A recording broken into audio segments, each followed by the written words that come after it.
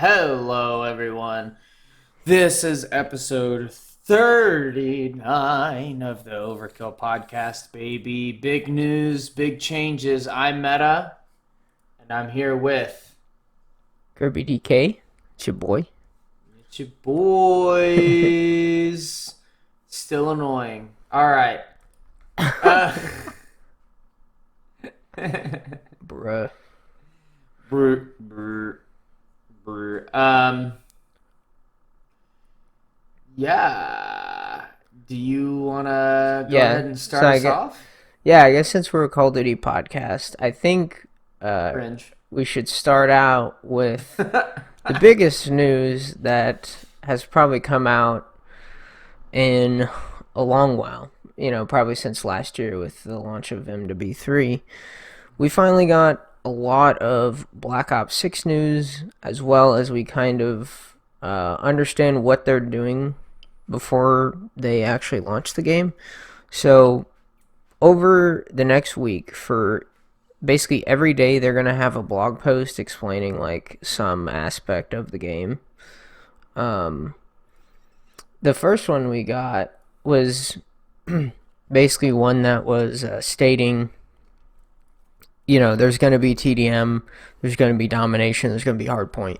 Basically said there was going to be, you know, the standard modes. I will say one thing that is nice is they have confirmed that headquarters will be in the game at launch. Usually that mode is like, you know, a season 1 or season 2 kind of thing. So, and also I don't believe headquarters has been, it wasn't Black Ops 2. I guess it has been in Treyarch games. But I don't think it was in Cold War. I think that's what it was. But, and then the second one we had was actually the audio. And they kind of showed off how the audio works. They had some examples of like the voice and the footsteps. I think, you know, to me it just sounds like random reverb. I'm sure to like audio nerds, they're just gonna absolutely love this. Oh yeah. The visualization of it looks a lot better and kind of conveys what it actually is doing.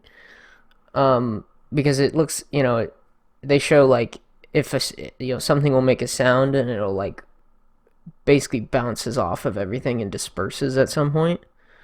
Right. And I mean, sure, it looks cool, but like ultimately, how does that work? I don't. Is it supposed I have to be no like idea. Siege? I think they're trying to make it like really realistic, and they're trying to, you know, improve the realism of the game. But it's like ultimately all this isn't really gonna matter whenever everyone's running dead silence, right? No. Yeah. But to me, it just sounded like reverb, right? Yeah. And I think the most important thing was the fact that they're having some accessibility support. So That's always good. If you have more hearing in your right ear, you can make the left ear louder to make it sound equal. As well as you can turn down different frequencies and turn up different frequencies, so you can make, I think personally this is going to be one of those things where basically whatever the footstep audio is at, whatever hertz range that's in, you're just going to want to crank that one up. And then, you know, gunshots you might want to have a little lower, airstrikes and kill streaks and stuff like that, you want to, you know, have that go down. But I think the funniest thing is this HRTF advancement that they have put into the game. And what it is you put in like your head shape, and your headphones have to like support this. And basically what it does is it like basically it maximizes like what you can hear and your directional perception. I mean, this is for like some real audio people. I I don't know. They explained it, and I was just like, okay, Oh, this is really dumb. But I'm sorry. That is so cringe. I think it'd be Okay. funny. It would be funny to be like, yeah, I have a 1 inch small head. Yeah, yeah. Yeah, I someone's wonder. gonna figure out how to like trick it or like like basically have it give you the biggest advantage guaranteed. Well, I yeah, think. you can just pick. Yeah, you can pick whatever head size. I Yeah. guess it's. I don't know. I mean, it's cool, but your headphones have to support it, and not everyone, It is. you know, has I this. like But I like the idea that they send someone out to your house to measure your fucking head. yeah, but that was about it for the hearing one or the audio. Yeah. Um, Next one we got was the weaponry. They confirmed there is 33 weapons. The breakdown is 25 primaries.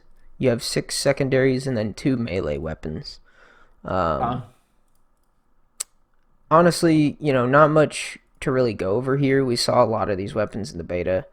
A couple of the ones we have not seen that I think are interesting is they have the AS Val, which is at level 55, which I think it's going to be a pretty good weapon. I think that's why they're putting it at 55, and it probably will be one of the ones that I'm going to perma unlock. Um, I think one thing that is funny is in the melee category, the knife is unlocked immediately, but the baseball bat is at 52 for some reason. It's like, okay, great way. Now you got to waste an unlock token if you want to do any challenges on it, while Yeah. you're going through the prestiges. But That's pretty cringe. yeah, I don't know. Yeah, other than that though, it's your standard uh, weaponry that we've seen in most COD games. Certainly. Um, yeah. Well, 30 feels like quite a bit less, or is that kind of what they've been doing? Is that little? So, it depends on what metrics you want to go off of. So, Okay. if you look at the average for every Call of Duty game since COD 4, you actually get around 35, but there's a huge outlier, and that is Modern Warfare 2 2022, where they had like, I think it was like 49 because of all the variants and stuff and all the, like, you know, all the weapons they had in that game. If you take that game out, you actually, I think you get like around like 30 ish. And so, I mean, Okay. this is above average, but if you take into consideration, all the COD games, then it is below slightly. Um, yeah, it's all in how you look at it. Yeah, I think one I cool mean, thing. it just doesn't sound like a lot, but yeah, I could get that. Yeah, one thing I am kind of concerned about is like specifically with the sniper rifles. You have the LW3A1, which is the Arctic rifle. They couldn't use that name, I guess, for licensing reasons. But then you also have the LR, which we had in the beta, which I thought was supposed to be the L97, but they look very similar, and I feel like they're gonna perform very like the same. So I don't know. That is one kind of concern that I have for the sniper Yeah. rifles, but Well, and I think I that's don't been know. an issue with the sniper rifles in recent COD games, anyways, is they all feel kind of samey, and I don't know if Hmm. that's just because they're all really, really slow, and just doesn't. I don't know. They all feel the same to me, Yeah, but you know. I think one insane thing to me as well is, uh, in the pistol category, they don't have a M9. They don't have an M19, which every Black Ops game has one. I think they'll probably add it, at some point later on, but that to me is kind of wild. But Oh, that was a good burp, boys. Hope you heard that. Oh yeah. They also went over the firing range. Wow. They went over the firing range. It's basically the same one that we've had from the past year. It does show the damage that you do. I hope the damage is correct. Yes. We have had some issues where the practice dummies were not at the correct health, and so you didn't get the correct stats. Would you be surprised if it was still incorrect?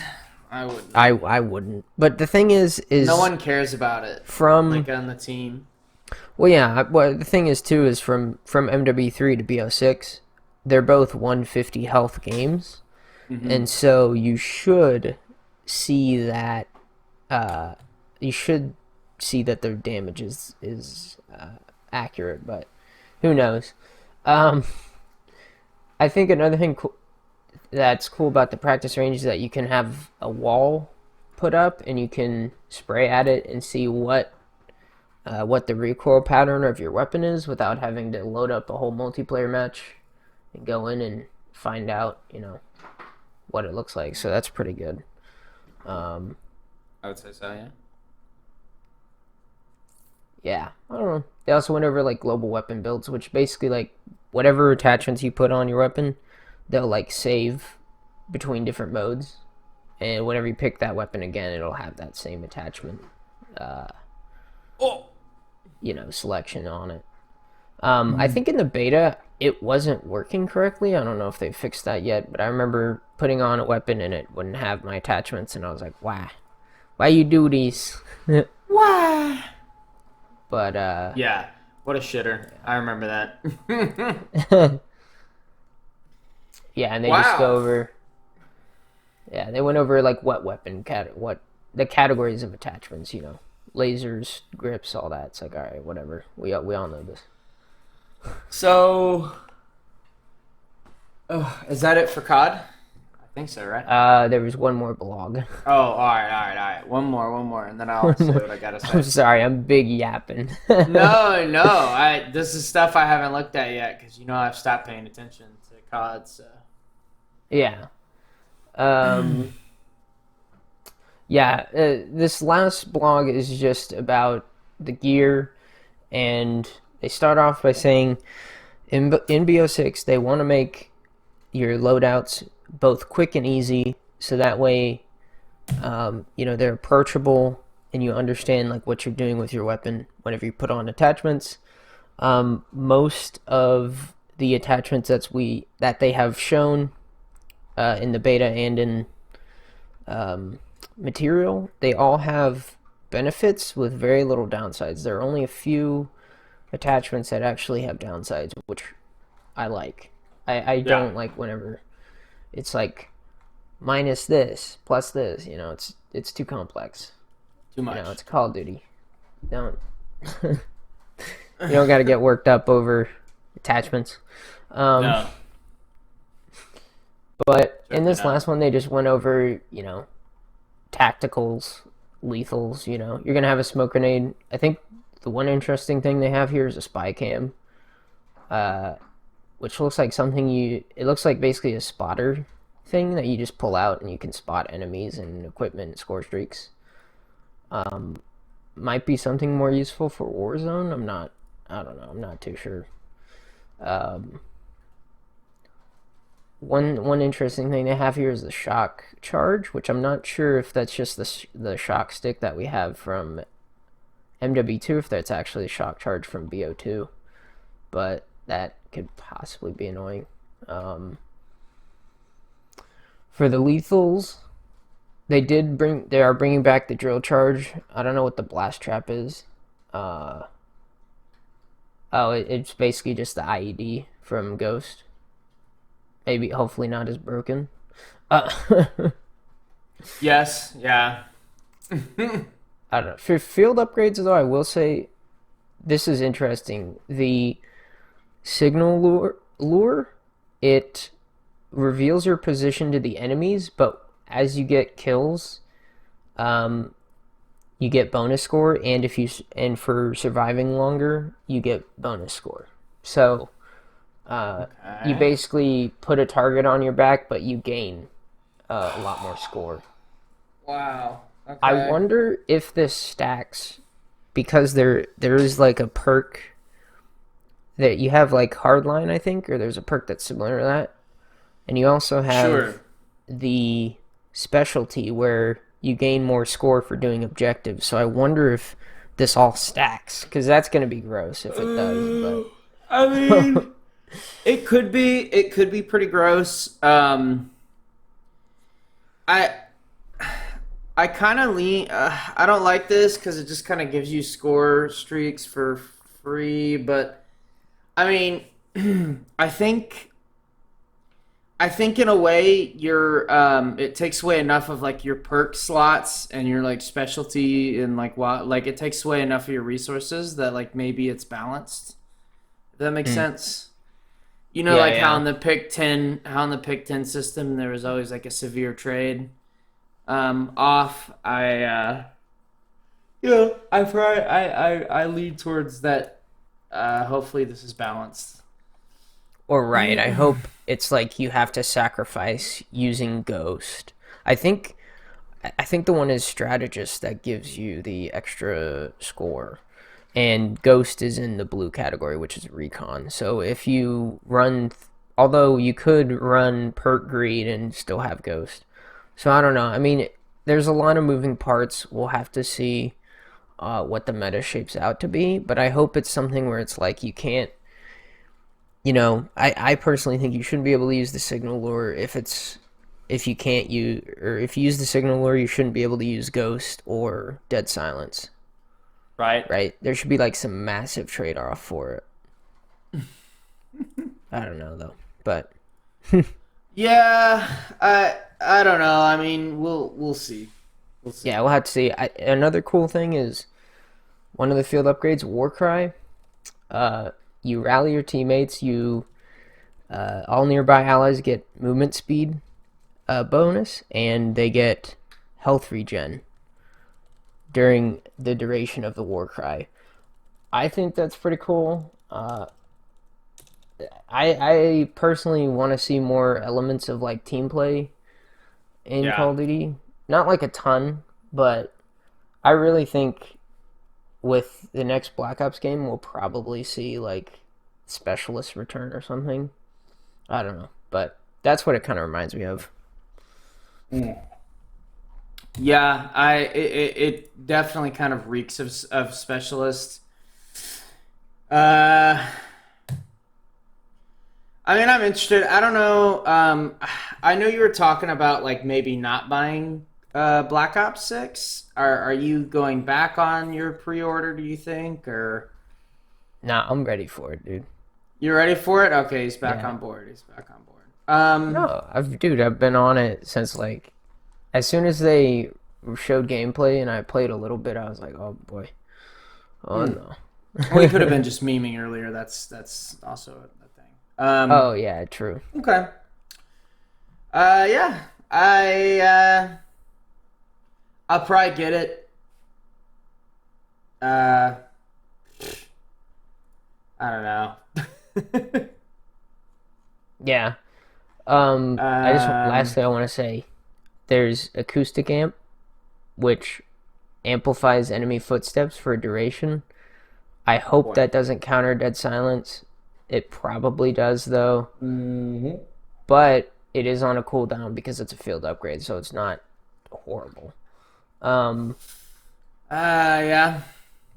I think. Oh yeah, morphine injector. So this is basically last stand. So you get last stand, but it's a field upgrade.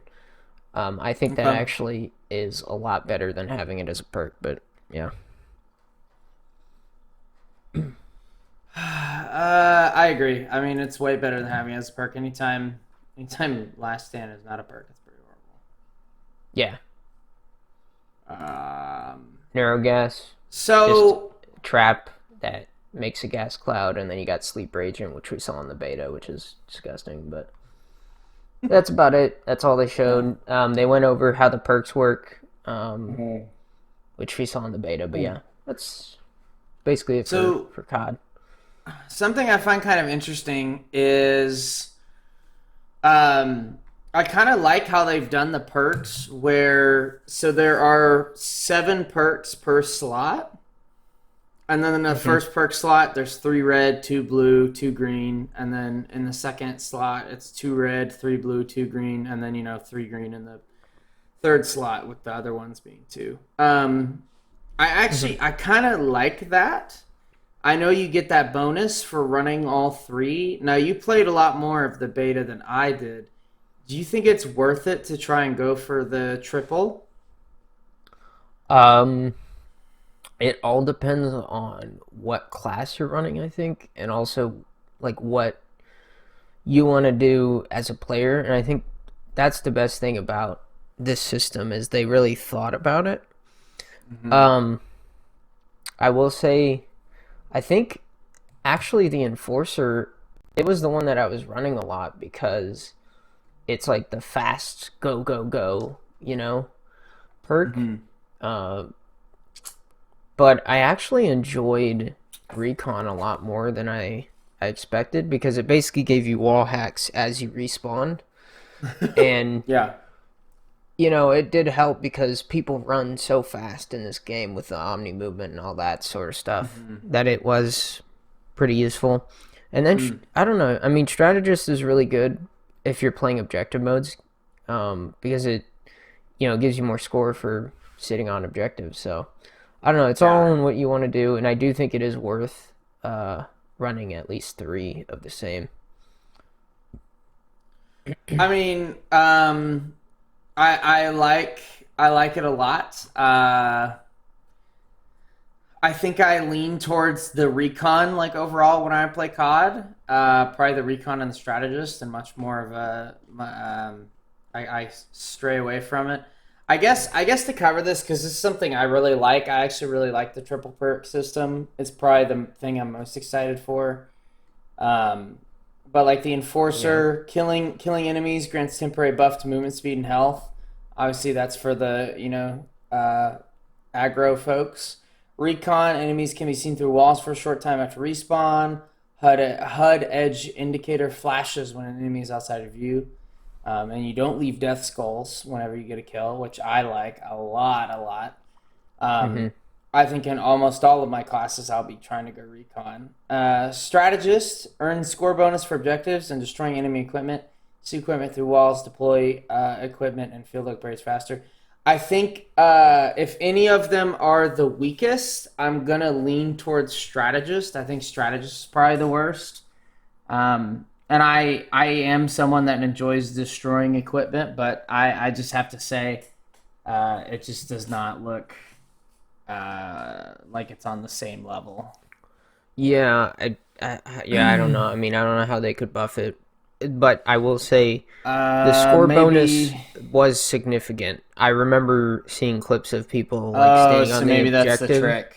Well, they were Okay. what they were doing was they were like standing on the hard point and they would get 3 kills and they would get a chopper gunner. You Okay. know what I Okay. mean? Like Yeah. maybe not. Maybe I'm exaggerating a bit, but you know, it is pretty significant. And if it is weak, I think they could just end up, buffing it to like a, reasonable point. But they Yeah. also went over the kill streaks, which is the last thing. I actually didn't see this. Uh, Oh. but uh, one thing, it's your basic. You've seen all these before. Um, Yeah. Certainly. One thing though that I really am excited for, and I actually want to play with, is the Archangel launcher. It's unlocked at level 9. It's a Okay. rocket launcher that whenever you fire it, you pilot the missiles as they Oh, fly around. So that's cool. it's from BO1. Maybe what was it called? It might have Oh, been it called was. the Archangel 12, maybe. Yeah. Yeah, I think so. BO1. Let me see. It is from That's BO1 a. though. The Grim Reaper, that's what it was. No, wait, no, this isn't it. What was it called? I don't know. Man, The this is a Valkyrie long blog rockets. post. That's what it was called, the Valkyrie rockets. Yes. Um, yeah, I don't know. I'm excited for it.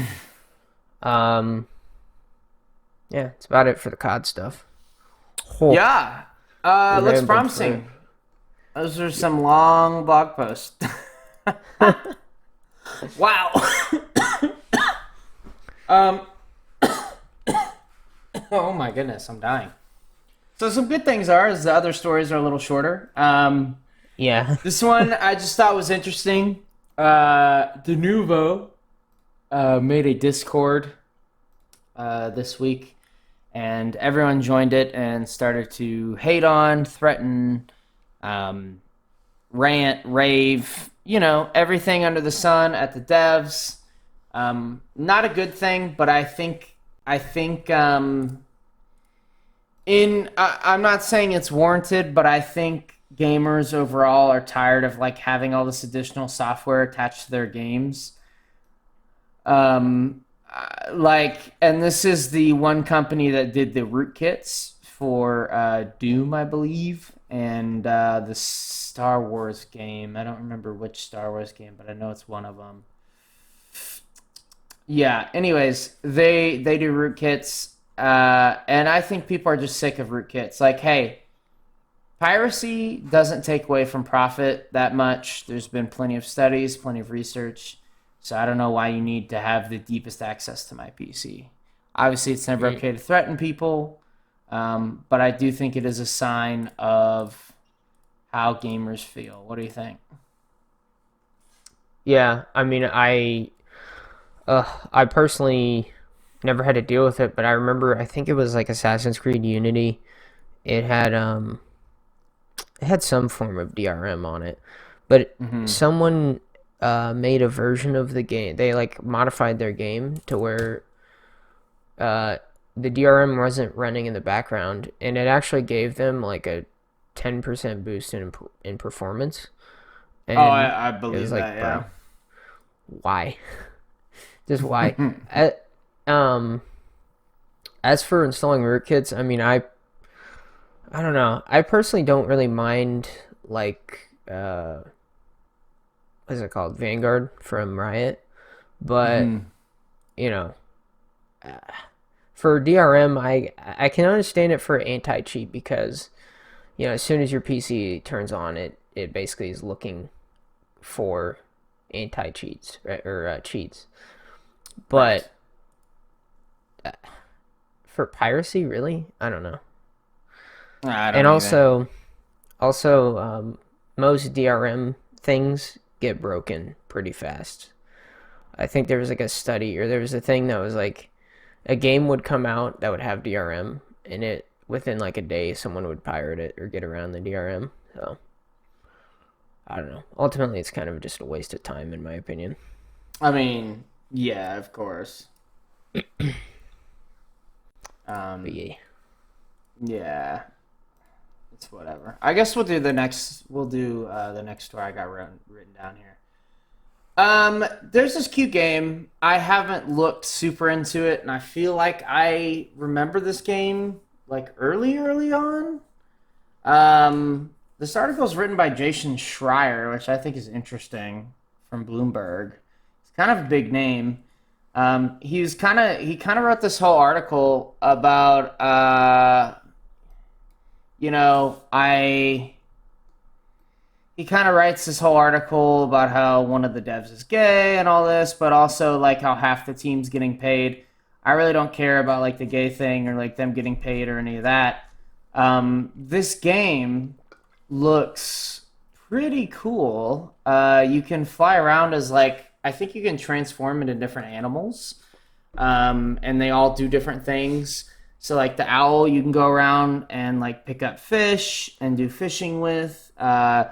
The rat does like field work, so it's kind of like it has a Skyrim aesthetic where you play as animals, but you're doing like Stardew Valley task. It's a really interesting kind of odd game, and I don't know. It would be something I'd be interested in trying out. It just looks different. It just looks different.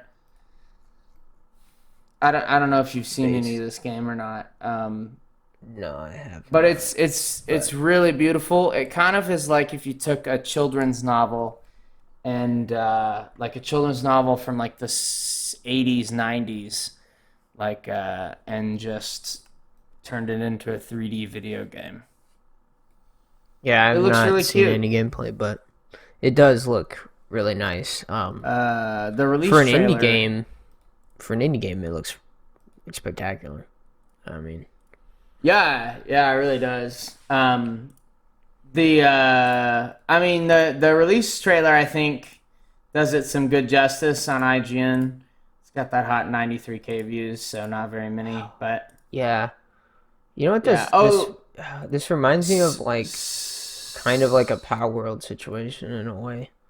I don't know. yeah, It just kind of does where it's like, and it it does look kind of a little bit like low budgety, but I think a because little it's an jank. I think because it's an Unreal 5, I think. Hmm. No, it definitely looks a little jank. Apparently you actually only play as the rat, and you ride the owl, and yeah, I don't know. I imagine it's not meant to be anything crazy. I imagine it's just meant to be like a relaxing game. Yeah, yeah. And it Yeah, does look like it does that pretty well, but yeah.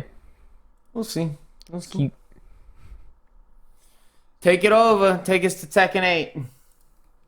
oh, we're doing Tekken 8, baby. Baby, we forgot about this game. So we did. Left in Um, the fucking dust, bro. so Heihachi released I believe it was last week or the week before that. We haven't gotten to play him yet, but people were pretty angry because uh, they released this Gemini Gemjiji temple. Um, and most people were angry because Heihachi was separate from the stage. So the stage cost $5, um, Mm. while Heihachi cost 8. Oh, And so if baby. you wanted both, you you had to basically pay $13. And Pay up, you little pay the piggies. yeah, they responded pretty quickly. They said we apologize for not meeting the community's expectations for the year one pass. The Sure DLC they did. stage and the DLC stage release method. Um, Okay. to make players happy, they're going to add a winter battle stage to all DLC Year 1 pass owners, and they will gift all players of the temple stage 500 token coins, so the $5 that they paid for. If you log in between, that's funny, if you log in between October 29th and November 26th, I guess you get that if you bought that stage. But Oh, baby, you better get in there um, yeah, for them hot yeah. fake coins. They say all Tekken project members or team members continue to work on improving Tekken 8, and we appreciate the Mm-hmm. feedback and continued support of Tekken 8. And yeah, Certainly, I don't know. certainly. Okay. People seem to be pretty Uh, happy about getting their free coins. Seemed to work out pretty okay in the end, but damn, bribery fixes everything. That's what I've learned. I think that's pretty, yeah. Well, I think the thing is like, well, with Tekken 8 as well, people are not happy because every character is $8, but if you buy the like deluxe edition, you would be paying, or if you bought the ultimate edition, which is 110, Mm-hmm. you would be paying $40. But Mm. if every character is at $8, you could have just bought the base game and then bought every character for $8 and only been it would have been only been like $102. It's like, bro. Oh, dude. I mean, we kind of. Oh gosh, I sorry for the yawn. we kind of saw this coming as soon as they announced that there was going to be a store in Tekken, which has kind of been unheard of, a real money store. So Well, I yeah. can't say I'm shocked. I wish I would have Unfortunately. known that before I bought it, you know? Oh, you didn't? Oh, I thought you did. Yeah. No. Oh, I Yeah. knew. Oh.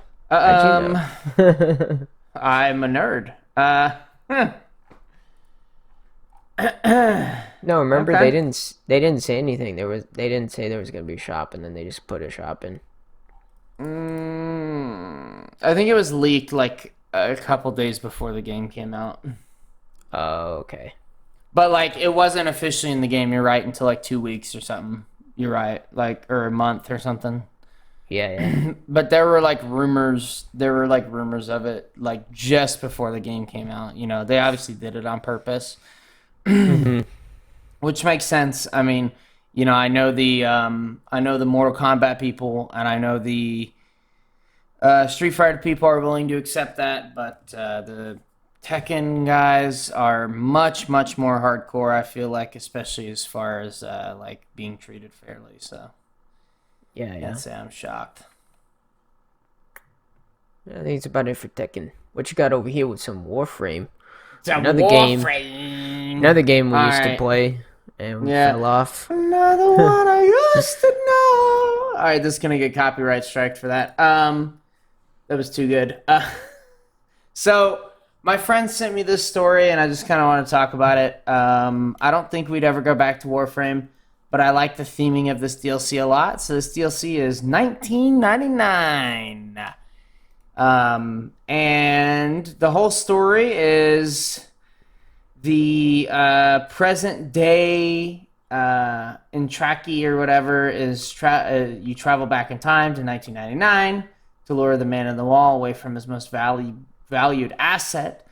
Itrati leaves behind a recording that tasks the Tenno to find him in 1999 with his most valued asset beginning to make preparations for the journey. This is interesting because the main character that is shown throughout the story as the as the kind of main protagonist looks just like the Excalibur that you start out with. But what I find interesting about this DLC is that they have modern day guns in the game, which is really cool. They have this AX-52, which looks just like a AK-47. They have like a 1911 looking gun. It's so fucking cool that they're kind of willing to take a risk. And I know with how the kind of public perception of Warframe has been going, I have a feeling this is a attempt to do something different, something interesting, and hopefully something that they can deliver on time. Because what's been happening with every Warframe expansion is they promise it and then they delay it 3 months, and then they delay it 3 months, and then they delay it 3 months, and then they delay it 3 months, and they finally release it. And people are tired of having an announcement and then having to wait a year to a year and a half for DLC that they were promised, a year ago. So hopefully they can actually come through with December of this year. It's Oh, a okay. little fast, but yeah. Wow. Yeah, I think I heard about this, but I didn't. I don't know. It's just like one of those things where it's like, yeah, maybe I'll come back, but eh. I mean, I'm never opposed to like trying it again. I liked it. I liked Warframe, but it's just you gotta really like the gameplay. And to me, there's just not enough variety. It's all the same run, jump, slide, run, jump, slide. You get that good carpal tunnel from using your pinky and your thumb To constantly repeatedly. slide. Yeah, constantly slide, constantly jump, constantly spin. That's like, what are you doing, man? It looks cool though. I like the idea of bringing it back to modern times just for a little bit. Yeah. Yep. Well, that's it. I think that's been it for the podcast, boys. Yeah. Hope you guys enjoyed it. It's been a lovely episode. Love having you. It's been your boy, Kirby DK10. Peace. And your boy Meta. Peace.